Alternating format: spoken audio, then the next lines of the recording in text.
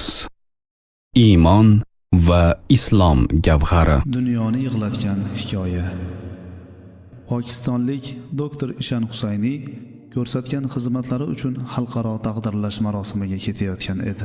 Samolyotga chiqdi, ammo ob-havoning yomonligi tufayli samolyotni yaqin oradagi aeroportga qo'ndirishga majbur bo'ldilar.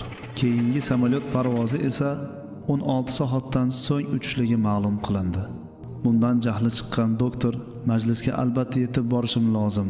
16 soat kuta olmayman deb baqirdi. Aeroportda vazifasini bajarayotgan mutasaddi ishchi xodimlar doktorga yetib bormoqchi bo'lgan shahri 6 soat uzoqlikdagi yo'l ekanligini, xohlasa ijaraga mashina olib yetib olishi mumkinligini ma'lumotini berishdi.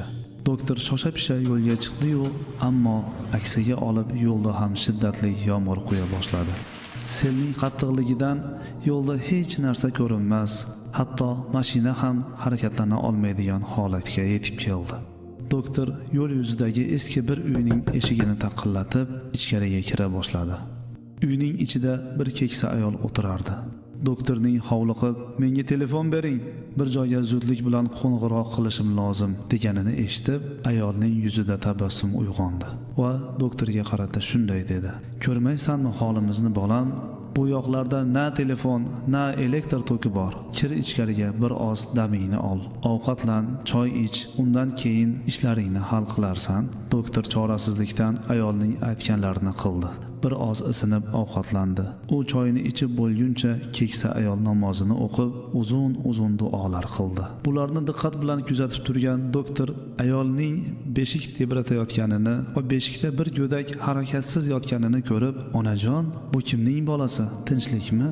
Nima sababdan ko'z yoshlar bilan duo qildingiz?" deb so'radi. Keksa ayol esa, "Bu mening ham ota, ham onasidan yetim qolgan nabiram. Og'ir xastalikka chalindi. Bu atroflarda hech qaysi shifokor chora topa olmadi. Ularning aytishiga qaraganda Pokistonda Ishan Husayni degan doktor bor ekan. Faqatgina u bir chora topa oladi deb aytishgan edi. Biroq u juda uzoqda bo'lgani uchun jigarbandimni ishini oson qilgin deb Qodir Allohga iltijo qilib, duo qilib so'radim, bolam" dedi. Bu so'zlarni doktor Ishan Husayni eshitar ekan, ko'z yoshlarini to'xtata olmay, "O'rningizdan turing, onajon. Alloh duolaringizni qabul qildi. Sizning duolaringiz osmonlardan chaqmoqlar chaqtirdi. Samoda uchib ketayotgan samolyotni yerga qo'ndirdi. Sellar oqizdi. Nihoyat meni sizga yo'liqtirdi. Siz aytayotgan pokistonlik doktor Ishan Husayni menman, onajon."